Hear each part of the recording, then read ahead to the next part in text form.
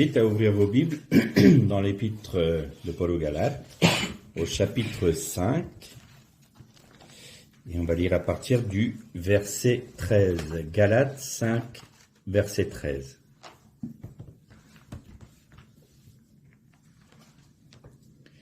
Frères, vous avez été appelés à la liberté. Seulement ne faites pas de cette liberté un prétexte de vivre selon la chair, mais rendez-vous, par la charité, serviteurs les uns des autres. Car toute la loi est accomplie dans une seule parole, dans celle-ci. Tu aimeras ton prochain comme toi-même. Mais si vous vous mordez, ou vous dévorez les uns les autres, prenez garde que vous ne soyez détruits les uns par les autres. Je dis donc, marchez selon l'esprit, et vous n'accomplirez pas les désirs de la chair. Car la chair a ses désirs contraires à ceux de l'esprit, et l'esprit en a de contraires à ceux de la chair. Ils sont opposés entre eux, afin que vous ne fassiez point ce que vous voudriez. Si vous êtes conduits par l'esprit, vous n'êtes point sous la loi. Or, les œuvres de la chair sont manifestes. Ce sont l'impudicité, l'impureté, la dissolution, l'idolâtrie, la magie, les inimitiés, les querelles, les jalousies, les animosités, les disputes, les divisions, les sectes, l'envie, l'ivrognerie, les acceptables et toutes choses semblables. Je vous dis d'avance, comme je l'ai déjà dit, que ceux qui commettent de telles choses n'hériteront point du royaume de Dieu. Mais le fruit de l'esprit, c'est l'amour, la joie, la paix, la patience, la bonté, la bénignité, la fidélité, la douceur, la tempérance. La loi n'est pas contre ces choses.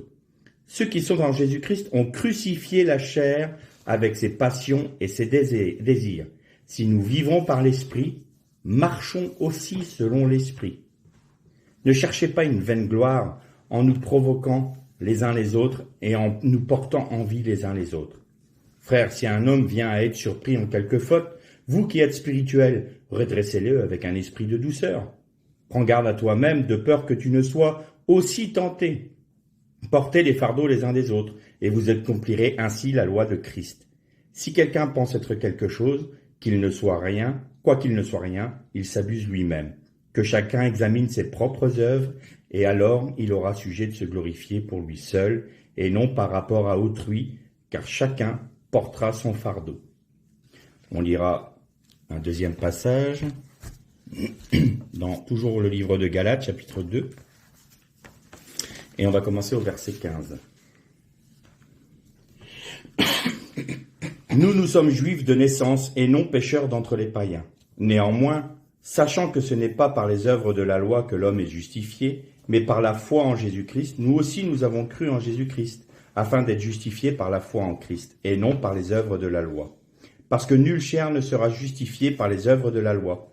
Mais tandis que nous cherchons à être justifiés par Christ, si nous étions aussi nous-mêmes trouvés pécheurs, Christ serait-il un ministre du péché? Loin de là. Car si je rebâtis les choses que j'ai détruites, je me constitue moi-même un transgresseur. Car c'est par la loi que je suis mort à la loi, afin de vivre pour Dieu. J'ai été crucifié avec Christ, et si je vis, ce n'est plus moi qui vis, c'est Christ qui vit en moi. Si je vis maintenant dans la chair, je vis dans la foi au Fils du Dieu qui m'a aimé et qui s'est livré lui-même pour moi. Je ne rejette pas la grâce de Dieu, car si la justice s'obtient par la loi, Christ est donc mort en vain.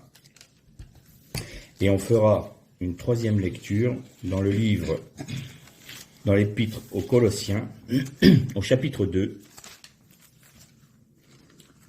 et on lira à partir du verset 13.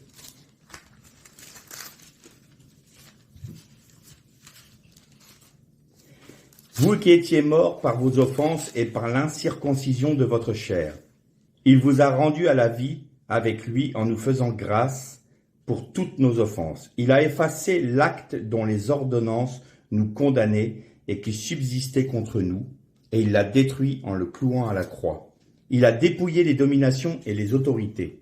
Il les a livrées publiquement en spectacle, et en triomphant d'elles par la croix. Que personne donc ne vous juge au sujet du manger ou du boire, ou au sujet d'une fête, au sujet d'une nouvelle lune, ou des shabbats. C'était l'ombre des choses à venir, mais le corps est en Christ. qu'aucun homme, sous une apparence d'humilité par un culte des anges, ne vous ravisse à son gré le prix de la course, tandis qu'il s'abandonne à des visions, et qu'il est enflé d'un vain orgueil par ses pensées charnelles, sans s'attacher au chef dont tout le corps assisté solidement, assemblé par les jointures et les liens, tire l'accroissement que Dieu donne. Toutes ces dernières méditations que nous avons partagées ensemble avaient pour thème central la croix. Et parfois, donc la dernière fois, on avait expliqué que la croix pouvait devenir pour nous une idole à partir du moment où on faisait en sorte que le regard de nos frères se détourne de Jésus pour se tourner vers nous qui subissions la croix. Vous avez vu comme quoi je suis saint et que je fais les bonnes choses. Aujourd'hui, je voudrais qu'on parle toujours de la croix, bien entendu, c'est central, mais sous un aspect plus pratique. On disait la dernière fois ou les dernières fois que la croix avait pour but de nous faire ressembler à Christ. C'est l'objet de la croix. Et là, pour nous dépouiller de nous-mêmes, pour que nous puissions vivre comme Christ. Si Christ a accompli la loi, et que nous ressemblons à Christ, nous accomplirons la loi, bien entendu. Or, Paul nous explique clairement, dans le chapitre 5 des Galates, ce qu'est les œuvres de la chair. Donc vous avez l'impudicité, vous avez le meurtre, vous avez toutes ces choses-là, et ça, on dit, oh, ça va, jusque-là, moi, ça va, j'ai pas encore tué, je suis pas dans ces dispositions-là, je suis pas un ivrogne, donc bon, ça va aller. Puis là, tout d'un coup, il commence à aborder des thèmes qui nous deviennent un peu plus compliqués. Toutes les disputes, toutes les discordes, toutes les querelles, toutes les jalousies, toutes les envies. Tout ça, c'est de la chair. Et je vous le dis, dit Paul, ceux qui pratiquent ces choses n'entreront pas dans le royaume de Dieu. Alors, on n'a peut-être pas tué, on n'est peut-être pas des ivrognes, on n'est peut-être pas des impudiques, mais est-ce qu'on n'a jamais été en discorde avec quelqu'un? Est-ce qu'on n'a pas des envies qui ne sont pas selon le cœur de Dieu? Est-ce qu'on n'est pas jaloux de notre prochain? On n'a jamais été jaloux de notre prochain? Est-ce qu'on n'est pas querelleur? Est-ce qu'on n'est pas dans des divisions? Je parle du monde chrétien, là. Bon, déjà là, on devrait un peu avoir honte. Vu le nombre de dénominations, le nombre de chapelles, entre guillemets, qui existent, déjà là, on a un gros problème. Les sectes, les querelles, les envies, les jalousies. Et là, on se dit, mais attends, c'est impossible. On est tous dans un de ces cas de figure. Alors, évidemment, le monde religieux a ceci de particulier qu'il défend quelque chose d'absolu. Alors les querelles et les divisions sont d'autant plus fortes que c'est un absolu. Alors, vous allez avoir ceux qui disent « On n'est plus sous la loi. La loi est abolie en Christ. » Je ne sais pas où ils ont vu ce texte, mais la loi n'est certainement pas abolie en Christ. Puisque Christ est venu l'accomplir, il n'est pas venu l'abolir. D'ailleurs, il le dit lui-même. Et quand on dit oui, mais la loi a pris fin en Jésus-Christ. Non. C'est la loi a trouvé son aboutissement en Christ. C'est pas la même chose. Donc j'ai envie de dire à ceux qui me jettent c'est la grâce, c'est la grâce, c'est la grâce, c'est la grâce, c'est la grâce au visage en permanence. Non. Parce que si la loi est abolie, comme certains le prêchent ou l'annoncent, ça veut dire à ce moment-là que Jésus, la parole de Jésus s'est accomplie. Et cette parole, la voici. La Torah ne disparaîtra pas, donc la loi, pas une seule lettre, ni un trait de lettre ne disparaîtra tant que les cieux et la terre subsisteront. Donc question. Est-ce que les cieux et la terre subsistent toujours? Visiblement, nous y sommes toujours. Donc la Torah n'est pas passée. Donc la loi n'est pas abolie. Donc la loi est là. Alors, ceux qui veulent vivre complètement sous la loi vont me dire, ah, tu vois. Donc, il faut respecter la cache-route, il faut respecter les Shabbats, il faut respecter les fêtes juives, il faut respecter les 613 mitzvot. Très bien. Et que dit Paul aux Colossiens? Il dit, attendez. La loi qui a été annoncée au peuple d'Israël, parce que c'est le peuple choisi, sont les ombres de ce qui devait arriver en Jésus-Christ. Alors, si on prend vraiment toutes les fêtes juives, si on prend le Shabbat, si on prend la vie même du tabernacle, nous réalisons que toutes ces choses correspondent à ce que Christ est et ce qu'il a accompli. Alors, est-ce que je porte un jugement de valeur sur ceux qui veulent respecter la cache-route, le Shabbat, les fêtes juives? Non. Si ils veulent le faire, il n'y a pas de problème. Ça pose pas de problème. Seulement, ils vont pas avoir quelque chose de supplémentaire par rapport à celui qui ne le fait pas, parce que tout est en Christ. Je vais prendre l'exemple du Shabbat, parce que c'est souvent celui qu'on nous présente le plus. Shabbat, que l'on a traduit par repos, évidemment, ça veut dire littéralement cessation. Ce qui veut dire que le 7e jour, Dieu cessa la création. Il cessa lui-même d'intervenir dans la création. Pourquoi? Pour laisser la place à l'homme d'agir dans celle-ci. Donc, Dieu cessa d'agir dans la création pour laisser l'homme, et qu'est-ce qu'il avait dit à l'homme? Croissez et multipliez, cultivez le jardin. L'objectif, c'était que l'homme poursuive cette œuvre de création en étant mandaté par Dieu. Donc Dieu, c'est pas qu'il était en train de se reposer parce qu'il était fatigué. Dieu ne se lasse pas, ne se fatigue pas, nous dit la Bible. Donc c'est pas ça. C'est le repos, oui, mais c'est une cessation d'activité. Mais pour laisser la place à l'homme. Quand nous voulons pratiquer le Shabbat, qu'est-ce que nous faisons? Nous cessons nos activités pour mettre la place à Dieu. C'est ça en fait, le Shabbat. Mais en Jésus-Christ, c'est tous les jours le Shabbat. Quel est le principe du Shabbat dans la vie de quelqu'un? C'est que en permanence, il cesse d'accomplir ses propres volontés, qu'il cesse de faire ce qu'il a envie, qu'il cesse d'agir selon ses modalités, qu'il cesse d'agir selon les modalités du monde, qu'il cesse d'agir selon ses propres pensées et qu'il laisse Dieu agir pour lui et à travers lui. Ça, c'est le Shabbat. Et quand Jésus est venu dire « je ne suis pas venu abolir, mais accomplir », le texte exact, c'est « je suis venu vous apporter la bonne, comment dire, le mot m'échappe, la bonne interprétation de la Torah. » Qu'est-ce que ça veut dire? Vous savez que les rabbins doivent interpréter la Torah, on en a parlé tout à l'heure, pour le jour où nous sommes. On donnait cet exemple-là, au Shabbat, tu ne dois pas allumer un feu. Donc il y avait une question qui se posait à un rabbin, est-ce que je peux prendre ma voiture? Le rabbin dit, écoute, la voiture c'est un moteur à explosion, il y a du feu dans la voiture, donc tu ne peux pas. Voilà, il a interprété la Torah pour le temps dans lequel il vivait. Logique. Autre exemple que l'on a pris tout à l'heure, transfusion sanguine. Du temps de Jésus, il n'y en avait pas, du temps des patriarches, il n'y avait pas de transfusion sanguine. Et là, tout d'un coup, est-ce qu'on peut permettre, la Torah permet-elle la transfusion sanguine? Eh bien, dans la Torah, il y a des commandements lourds et des commandements légers. Le commandement lourd va prendre le pas sur le commandement léger. Commandement léger, c'est quoi? Tu ne consommeras pas de sang. Alors, transfusion sanguine, encore moins.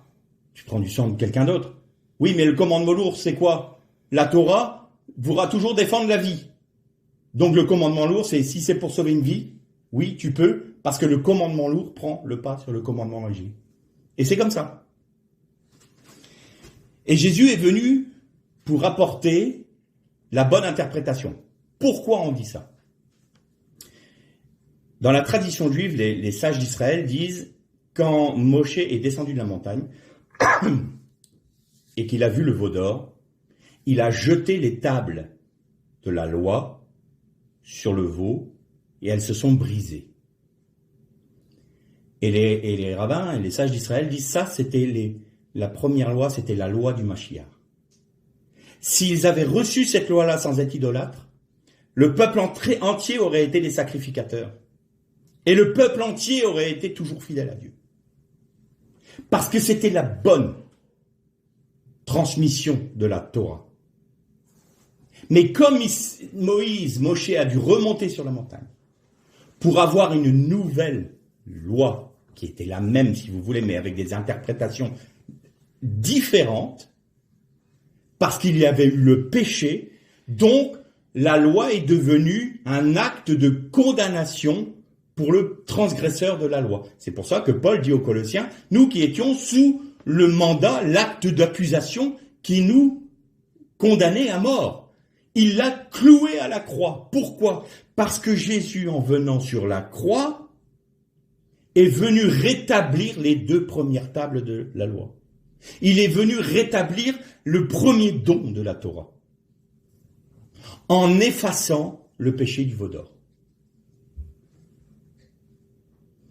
Donc les fêtes, les shabbats, les nouvelles lunes, la cacheroute, tout est accompli en Christ.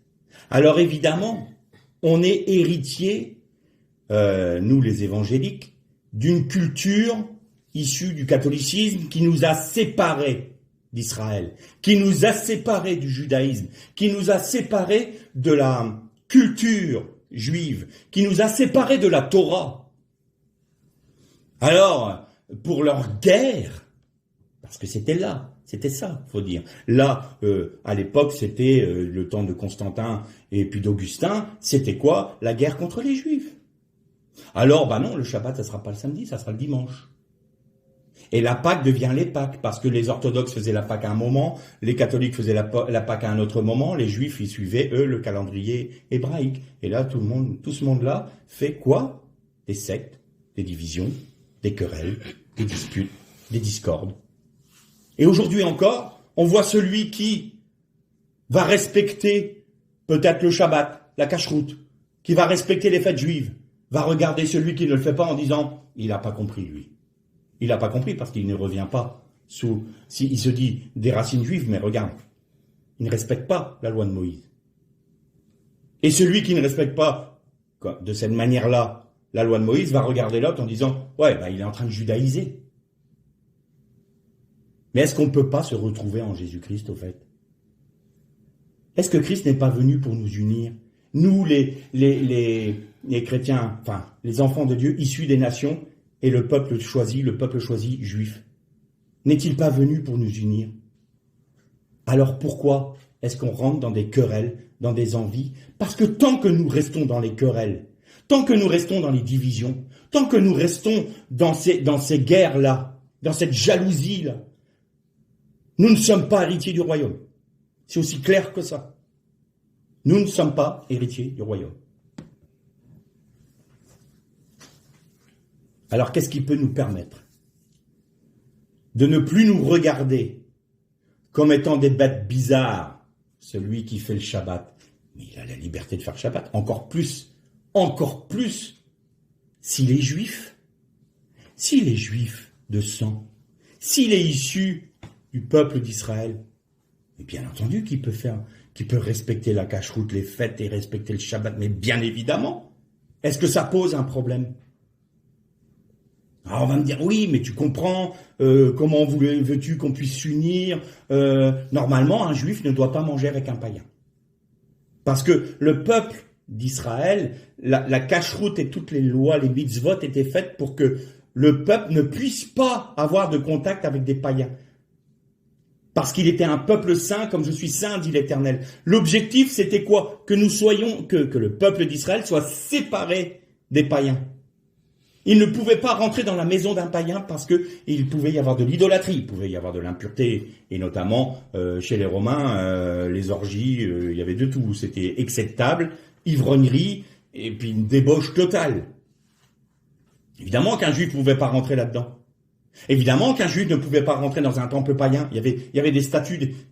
En fait, il ne pouvait pas s'allier, il ne pouvait pas s'unir avec des païens. C'était pas possible, parce que toute la loi de Moïse l'en empêche. Et en Jésus-Christ, il est dit, Paul nous dit, il n'y a ni juif ni grec, tous sont unis en Christ. Mais comment on fait alors? Comment on fait? Regardez, juste un peu avant le texte que l'on a lu dans Galates au chapitre 2.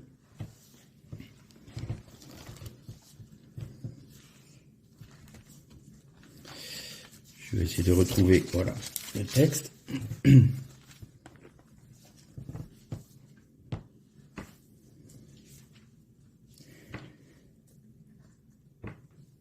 Au contraire, voyant que l'évangile, alors je lis Galates 2 à partir du verset 7. Au contraire, voyant que l'évangile m'avait été confié pour les incirconcis, pardon.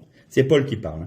Comme à Pierre pour les circoncis, car celui qui a fait de Pierre l'apôtre des circoncis et a aussi fait de moi l'apôtre des païens, et ayant reconnu la grâce qui m'avait été accordée, Jacques, Céphas et Jean, qui sont regardés comme des colonnes, me donnèrent à moi et à Barnabas, donc à Paul et à Barnabas, la main d'association. Alors pour tous ceux qui disent que l'apôtre Paul était celui qui avait aboli la loi et qui avait fondé une nouvelle religion qui s'appelle le christianisme, et que lui était séparé des disciples tels que Pierre, Jacques ou Jean, là, ils n'ont pas dû lire ce texte-là.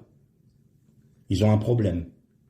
Parce que Jacques, Pierre, Jean ont tendu la main d'association à l'apôtre Paul, reconnaissant que le ministère de Paul était envers les païens, tandis que Jacques, Pierre et Jean étaient vers les circoncis, donc vers Israël. Il faut lire la Bible, hein. Ce n'est pas que de la comment on appelle ça, quelque chose qui n'est pas réel, une allégorie. Voilà. Merci. La Bible n'est pas qu'allégorie, hein. Parce qu'on veut bien qu'elle soit allégorie quand ça nous arrange, et quand ça nous arrange pas, faut qu'elle soit littérale. Bon, faut être un peu sérieux quand on lit la Torah et la Bible. Donc ils me donnèrent à moi et à Barnabas la main d'association afin que nous allassions, nous vers les païens et eux vers les circoncis. Ils nous recommandèrent seulement de nous souvenir des pauvres, ce que j'ai eu soin de faire. Mais lorsque Céphas, c'est-à-dire Pierre, vint à Antioche, donc il est venu parmi les païens. Antioche était une ville d'Asie mineure. Je lui résistais en face parce qu'il était répréhensible. En effet, avant l'arrivée de quelques personnes envoyées par Jacques, donc ici c'est ces personnes qui étaient envoyées par Jacques, ils venaient de l'église de Jérusalem, donc des Juifs, ils mangeaient avec les païens. Et quand elles furent venues, il s'esquiva et se tint à l'écart par crainte des circoncis. Avec lui, les autres Juifs usèrent aussi de dissimulation, en sorte que Barnabas même fut entraîné par leur hypocrisie. Voyant qu'il ne marchait pas droit selon la vérité de l'évangile, je dis à Céphas en présence de tous, si toi qui es juif, tu vis à la manière des païens et non à la manière des juifs, pourquoi forces-tu les païens à judaïser? Nous sommes juifs de naissance et non pécheurs d'entre les païens. Et là, vous avez la suite du texte qu'on a lu tout à l'heure, et Paul termine en disant, je suis crucifié avec Christ, ce n'est plus moi qui vis, c'est Christ qui vit en moi. Là, il nous donne la solution au problème. Si nous vivons la croix, si la croix fait son œuvre en nous, toutes ces disputes, ces discordes et ces incompréhensions disparaissent. Là, Pierre, qu'est-ce qu'il avait? Il a compris qu'en Jésus-Christ, il pouvait manger avec des païens. Mais dis donc, il transgressait la loi de Moïse, là. Il ne respectait pas les mitzvot, là. Tu ne t'associeras pas. Alors on dit, oh, il a fait que manger avec des païens. Ça, c'est pas connaître la culture orientale. Manger avec quelqu'un, ça veut dire, je suis en total accord et en harmonie avec cette personne. Du temps de Jésus, quand vous mangiez avec quelqu'un, c'est que vous aviez une communion avec lui. C'est pour ça que le Saint Repas est une communion dans la mort du Christ. On communie, on est sur la même base, on est en accord les uns les autres. C'est la raison pour laquelle on partage un repas. de communion. Et Paul dit, si tu reprends ton frère, qu'il ne t'écoute pas, qu'il n'écoute pas les anciens, qu'il n'écoute pas l'Église, eh bien qu'il soit pour toi anathème, et ne mange pas avec cet homme. Pourquoi? Ah, tu peux pas l'inviter chez toi? Non, tu ne peux pas avoir un repas de communion. Il n'y a plus de communion, puisque lui est voué au rester pécheur, et toi tu veux suivre Christ. C'est ça. Donc là, qu'est-ce que faisait Pierre? Il mangeait avec des païens. Il communiait avec des païens. Et tout d'un coup, il y a des juifs qui arrivent. Ça se trouve, eux, ils n'ont rien demandé, ils avaient tout à fait compris, parce que je pense que Jacques, Jean et André savaient très bien ce qu'il en était, il n'y avait pas de problème à ce niveau-là. Ils n'ont rien demandé à Pierre, ils n'ont rien dit à Pierre. Mais Pierre s'est dit, oh là, ils vont me voir communier avec des païens, ils vont voir que je ne respecte pas les mitzvot, et ils vont me juger, ils vont mal me juger. Alors, maintenant qu'ils sont là, moi je vais me mettre à part. Vous voyez, les frères, je ne mange pas avec des païens, moi. C'est là l'hypocrisie. Parce que, mes frères et sœurs, croyez-moi, si on met en avant le fait que l'on respecte ceci ou cela, qu'on respecte le Shabbat ou telle fête, qu'on ne respecte pas, en fait, on met en avant nos différences. Et pour se faire accepter de l'autre, on va calquer notre attitude en fonction de ce que l'autre désire. Alors on va respecter Shabbat avec ceux qui respectent Shabbat.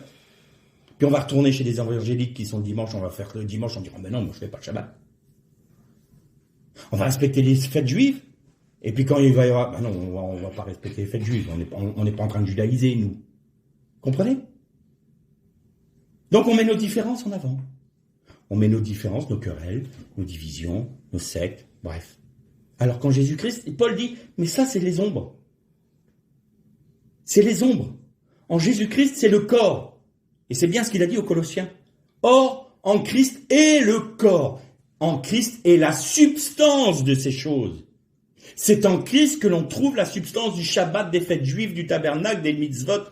Tout est en Christ. Alors, on va me rétorquer, mais tu nous as dit tout à l'heure que la Torah n'était pas abolie. Il faut savoir ce que tu veux. Eh bien oui, il faut vivre la croix. Parce que la croix, je suis mort avec Christ. J'ai été crucifié avec Christ.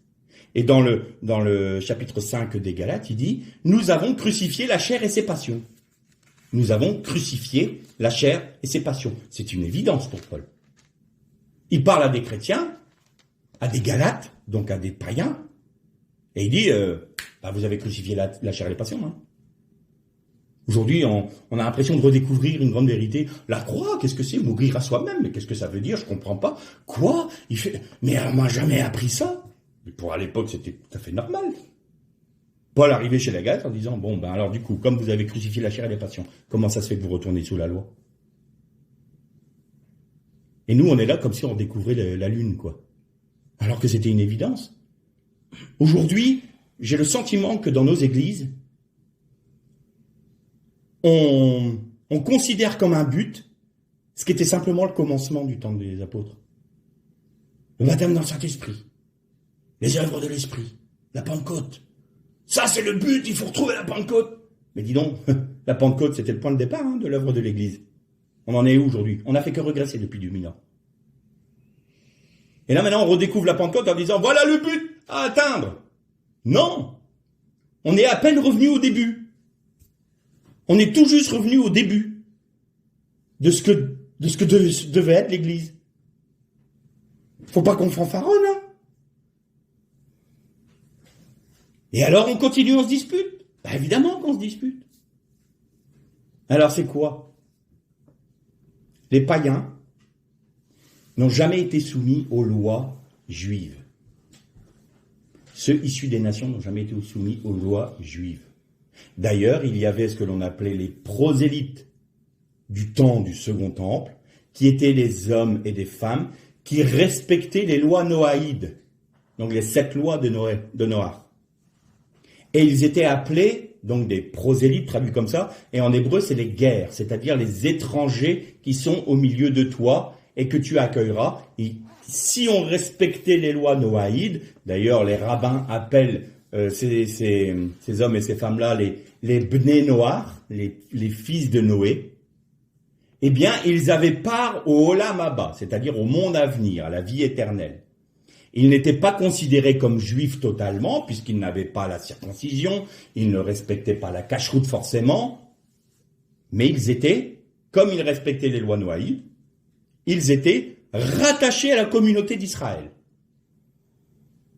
Et Paul va plus loin, il dit, mais en Jésus-Christ, là où il y avait une différence entre le guerre, le prosélyte et le juif de naissance, à cause de sa circoncision et de son respect des lois mosaïques, eh bien, en Jésus-Christ, cette différence, elle est effacée. Nous sommes tous au même niveau. Il n'y a ni juif ni grec. C'était une révolution à l'époque, déjà. De dire, attends, ça veut dire que les païens ont exactement la même récompense et le même statut que le juif de naissance. Oui, dit Paul, parce que les murs des séparations ont été abattus en Jésus-Christ. Alors aujourd'hui qu'un juif me dise, moi je veux respecter la cacheroute, je veux respecter les shabbats, très bien, au contraire, je lui encourage même. Il n'y a aucun souci. Et je veux même bien participer avec lui. Je veux bien respecter le Shabbat avec lui. Je veux bien manger kasher avec lui. Je veux bien porter le talit avec lui. Je le veux bien. Ça pose pas de problème. Mais c'est pas la condition du salut, ni la condition de la bénédiction de Dieu. Ça ne peut pas l'être. Et le juif, en retour, qui comprend ce qu'est la loi d'Hillel, la règle d'or d'Hillel, tu ne feras pas à ton prochain ce que tu ne voudrais pas qu'on te fasse. Paul le reprend, cette loi d'or d'Hillel. Eh bien, il va dire, eh bien, je vais, comme je sais qu'en Jésus-Christ, je peux communier même avec un païen, parce qu'en Christ, il n'y a plus de différence. Alors, même si ce n'est pas kasher, je vais accepter de manger avec le païen. Évidemment, le païen, qu'est-ce que c'est l'objectif? Tu aimeras ton prochain comme toi-même. Ça veut dire quoi? Tu fais rien pour blesser l'autre. C'est évident que si vous avez un juif qui vient à votre table, vous n'allez pas lui servir un rôti de porc. Par évident. Faites de l'agneau, respectez-le. Respectez ses convictions. Respectez sa sensibilité. Il est juif, pleinement juif. Il est où le problème? On se respecte les uns les autres. Ça ne me pose pas de problème de participer à un Shabbat, ça ne me pose pas de problème de porter le talit, ni même la kippa. Si ça peut ne pas heurter sa sensibilité. Je fais ça pourquoi? Non pas parce que la règle, on doit le faire. Non, parce que je veux que le frère ne soit pas blessé par mon comportement, parce que la loi d'Hillel est la première chose qui soit, c'est tu aimeras ton prochain comme toi-même. C'est ça l'objet de mon comportement. Pour ce qui est de Dieu, tout est accompli en Christ. Je crois en toute chose. Le Shabbat, c'est pas le samedi, c'est pas le dimanche, c'est tous les jours. C'est tous les jours que je renonce à moi-même pour laisser Dieu agir dans ma vie. Je fais cessation de ma vie pour laisser Dieu vivre à travers moi en Jésus-Christ. Ça, c'est le Shabbat. Et les fêtes juives aussi. Kippour, Yom Kippour. Je ne vais pas demander une fois par an pardon, alors que j'ai la rémission de mes péchés à tout moment en Christ parce que son sacrifice est éternel. Mais je dois toujours agir en fonction de la sensibilité de mon frère, pour ne pas l'heurter, pour ne pas être pour lui une pierre d'achoppement, pour pas blesser son cœur ni son âme. Là, voilà, on a compris la Torah. Et je vous ai déjà raconté cette histoire de notre frère Jean-Marc Taubois, qui un jour connaissait un juif évidemment, il connaissait beaucoup de juifs, mais nous en Bretagne on n'en a pas énormément. Mais à Vannes, il y avait un couple de juifs. Et un jour, ce couple invite Jean-Marc Taubois et son épouse Irène à aller manger chez eux. Et Jean-Marc était fort honoré par ça, parce que vous savez, c'est toujours pareil, pour un juif, il ne veut pas se lier avec un païen. Et puis, Jean-Marc et Irène ont voulu rendre l'invitation à ce couple, mais ils avaient un problème. Il dit, voilà, nous, c'est pas kasher chez nous. Donc, il a été voir ce frère juif. Il a dit, écoute, nous, on voudrait vous rendre l'invitation, mais c'est pas kasher. Alors, je sais pas comment faire, parce que nous, on pense, bah, il y a juste à acheter de la nourriture cachère. Non, c'est plus compliqué que ça. Cachère, même la vaisselle doit être cachère. Elle doit être nettoyée d'une telle manière. C'est très, très codé. Un rabbin a dit un jour à un chrétien qui voulait suivre Shabbat, il a dit, vous n'y arriverez jamais, même nous, on n'y arrive pas. C'est très codé. Et alors, ce rabbin, enfin, ce juif a une réponse merveilleuse. Il avait tout compris de la règle d'or d'Hillel. Il a dit, mais, vous savez, il a parlé des fameux commandements lourds. Il dit, le commandement de Moïse, pour moi, c'est de ne pas aller rentrer dans la maison d'un païen, ni même de manger à sa table. Mais le commandement lourd, c'est tu aimeras ton prochain comme toi-même. Et à cause de ce commandement, j'accepte ton invitation. Et ils sont allés manger chez Irénée et chez Jean-Marc Taubois. Il avait tout compris. Il avait tout compris. Là, nous avons une leçon d'un juif pieux. Et nous, les chrétiens, qu'est-ce qu'on fait? On continue à se bastonner. Oui, t'as pas fait ça, ah oui, mais t'as fait comme ci, mais t'as fait comme ça. Je peux pas te parler. Ah ben non, je peux plus manger avec toi. Nos querelles paraissent petites par rapport à ça. Hein. Nos disputes et nos discords nous paraissent immondes par rapport à cette grande leçon d'humilité que nous a donnée ce juif. Et pourtant, on continue. Ah, moi, je peux pas parler à ce frère-là. Ah non, il n'a pas compris. Et puis après, quand ce frère qui, peut-être, ou cette sœur, a ses convictions, il y en a certains qui peuvent manger des viandes sacrifiées aux idoles et d'autres non, sans avoir un cas de conscience. C'est ce que nous dit Paul. Il y en a certains qui ont la liberté de manger des viandes sacrifiées aux idoles sans que ça leur pose un problème. Et d'autres, comme ils savent que la viande a été sacrifiée aux idoles, ne veulent pas y toucher parce qu'ils ne veulent pas participer au repas des démons. Ça aussi, c'est quelque chose d'important. Eh bien, on va respecter. Pourquoi on dit, mais attends, viande sacrifiée aux idoles? Ben oui, parce que les viandes qui étaient sacrifiées aux idoles, après, étaient mises sur le marché. Et quand tu achetais de la viande, tu savais pas forcément toujours si avait été sacrifié à une idole ou non. Pour ça que ça posait des problèmes. Donc les Juifs, quand c'était cachère, ils devaient même là, sur les marchés, se séparer sur l'agora. Les agoras, vous savez. Et donc là, il fallait être sûr. Il y en avait certains qui disaient, mais en Jésus-Christ, j'ai une liberté, ça me pose pas de problème, tout est sanctifié en Jésus-Christ. Et d'autres disaient, ouais, mais attends, non, moi je suis juif, si je sais, ça me pose un cas de conscience. Bon, ça te pose un cas de conscience, on mange pas de cette viande-là, alors. On va prendre une viande qui est cachère. Voilà. C'est aussi simple que ça. C'est aussi simple que ça. Ah, puis alors, comme on veut pas respecter ça, et comme l'autre doit être exactement identique à ce que je pense, parce qu'autrement, qu'il soit anathème, eh ben, on commence à porter des paroles de malédiction sur cette personne-là. Comment Jésus a dit que la loi était résumée déjà? Tu aimeras le Seigneur ton Dieu de toute ton âme, de toute ta force, de toute ta pensée. Et le second commandement qui lui est semblable, tu aimeras ton prochain qui est différent de toi comme toi-même. Aimez vos ennemis. Aimez ceux qui ne pensent pas comme vous. Qu'ils soient liés, jugés. On en a tué des gens comme ça. Il y a eu des flots, des fleuves de sang. Il y a eu des bûchers dressés pour ceux qui ne pensaient pas comme la doxa que l'on voulait défendre. Et ça devant Dieu. Posons-nous chacun la question. Ça va faire quoi? Il y en a beaucoup qui auront la bouche fermée et seront honteux devant Dieu. Parce qu'ils n'auront pas suffisamment aimé Dieu pour aimer leur prochain. Parce que la Bible nous dit, tu es menteur si tu dis que tu aimes Dieu et que tu as de la haine pour ton prochain. Tu es un menteur. Parce que si tu aimes Dieu et que Dieu vit en toi, tu ne peux qu'aimer ton prochain, même si c'est ton ennemi. Et donc, pour arriver à ça, il n'y a pas d'autre solution que de mourir à nous-mêmes et d'avoir l'œuvre de la croix dans notre vie qui s'applique. Et je voudrais terminer sur un point sur l'œuvre de la croix où il peut y avoir un piège, parce que vous savez comment est Satan. Un frère un jour disait, si Satan ne peut pas vous tirer en arrière, il vous poussera en avant.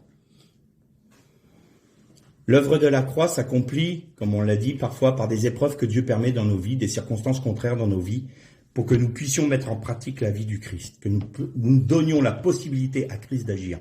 C'est-à-dire, on va reprendre ce qu'on vient de dire, quand vous avez une circonstance contraire, plutôt que d'agir pour vous sortir de cette situation, plutôt que d'essayer de trouver une solution par vos propres forces, qu'est-ce que vous faites? Vous faites Shabbat.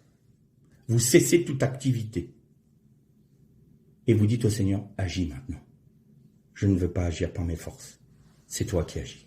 Je veux vivre par toi. Ça, c'est vivre le Shabbat, ça. La croix, c'est vivre le Shabbat.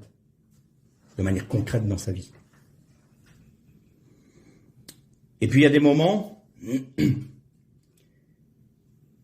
les épreuves peuvent être assez dures à supporter, c'est vrai. Mais en Jésus-Christ, nous avons la grâce de Dieu qui nous permet de vivre justement ce Shabbat, d'être dans cette cessation du combat, cessation d'être dans la lutte permanente et de laisser Dieu agir et lutter pour nous. Et Satan va toujours aller chercher là où ça nous fait le plus mal. On peut avoir des traumatismes dans notre vie, tous en ont, pardon. Traumatismes d'enfance, traumatismes qui viennent d'ailleurs. Et c'est là-dessus qu'il va agir. Et le danger peut être qu'au bout d'un moment, on confonde l'œuvre de la croix et l'apitoiement sur soi-même. Qu'est-ce que j'entends par là? L'objectif de la croix, c'est de tourner nos regards en permanence vers Christ, de laisser toujours Christ agir dans notre vie, que nous soyons toujours dans cet esprit de Shabbat qui fait que notre cessation d'activité, notre cessation d'agir fait que Jésus peut lui agir à travers nous. Et tout d'un coup, vous allez avoir ce traumatisme-là, vous allez le considérer comme étant, vous donnant le droit de regarder à vous-même. J'essaye de bien me faire comprendre parce que c'est important. Cette souffrance particulière que tous ont, au moins une, vous allez en quelque sorte la chérir. Et vous allez la prendre et puis vous allez dire, puisque j'ai vécu ça, j'ai le droit de. J'ai le droit de me comporter de telle manière. J'ai le droit d'agir de telle façon. J'ai le droit de montrer aux autres que je souffre. Parce que, après tout, vous avez vu ce que j'ai subi quand j'étais à tel moment ou quand j'étais enfant. Voilà, j'ai ce traumatisme-là dans ma vie. Donc les autres ont intérêt de me comprendre et ça me donne le droit d'être, à terme, désagréable. Ça me donne le droit. Et parfois, on peut confondre ça avec l'œuvre de la croix. Parce que dans ce moment-là, on souffre. Ça ne nie pas le traumatisme. Ça n'enlève pas le traumatisme. On souffre réellement de ça. Sauf que ça, c'est un traumatisme dont on n'a pas été libéré en Jésus-Christ. Et on le confond avec l'œuvre de la croix. Vous avez vu comme je souffre. Et ces personnes-là peuvent même vous parler de la croix de manière juste, parce que c'est à s'y méprendre semblable. Et quand vous allez entendre cette personne vous parler de la croix, vous allez dire, bah oui, vu ce qu'elle vit, elle sait de quoi elle parle. Sauf que quand vous écoutez un peu plus, que vous grattez un peu plus, que vous essayez de comprendre un peu plus ce qu'elle vous dit, tout d'un coup, vous regardez et puis vous entendez toujours une personne qui va parler d'elle-même. Ses regards seront fixés que sur elle-même. Moi, j'ai vécu ça, j'étais comme ça, les gens ne me comprennent pas, les autres ne comprennent pas ma souffrance, alors que je suis comme ça. La croix, c'est l'inverse. J'étais emprisonné dans mes souffrances et Christ m'a délivré. Ce n'est plus moi qui vis, c'est Christ qui vit en moi. Regardez comment j'ai mal. Ça, c'est pas l'œuvre de la croix. Ça, c'est l'ersatz de l'œuvre de la croix que Satan essaye de nous vendre comme étant l'œuvre de la croix. La croix nous fera regarder à Christ. La fausse croix nous fera regarder à nous-mêmes. Elle est là, la différence. Il est là, le secret. Parce qu'on peut me dire, mais attends, ça devient compliqué. C'est quoi la croix? Qu'est-ce qui n'est pas la croix? Eh bien, c'est simple. La croix, Christ. Ce qui n'est pas de la croix, regardez à vous-même. Vous aurez toujours le « moi-je ». qui sera à la place du Seigneur. Tandis que la véritable croix, nous disparaissons en Jésus-Christ, c'est « Il a tout accompli. En lui, j'ai la délivrance. En lui, je sais à qui j'ai cru. Je sais qu'il me délivrera. Je sais qu'il est ma paix. Je sais qu'il est mon repos. Je sais qu'il est ma sanctification. Je sais qu'il est ma justice. » Pas « moi j'ai vécu ça, moi j'étais comme ça, et puis regardez-moi, parce que c'est moi qui ai mal. » Ça, c'est pas la croix. Mais ça y ressemble. Alors attention au piège de la fausse croix. Parce qu'elle est très liée à la croix idolâtre. C'est toujours le moi qui veut prendre la place. Alors que va faire la croix? Elle va crucifier la chair et ses passions. C'est-à-dire que ça va être le combat de l'ange avec Yaakov. À un moment, l'ange, il frappe sur le tendon le plus dur de son corps. Et Yaakov est devenu boiteux. Et il a dû s'appuyer sur le bâton qui est Seigneur Jésus-Christ. Alors, pour terminer un peu cette série sur l'œuvre de la croix, appliquons-nous, demandons à Dieu de faire en sorte que nous vivions pleinement la croix pour être délivrés de nous-mêmes, afin que Christ vive en nous et que nous soyons des hommes et des femmes qui aimons Dieu de toute leur âme, de toute leur force et de toute leur pensée, et par voie de conséquence, leurs prochains comme eux-mêmes. Ner les Shalom.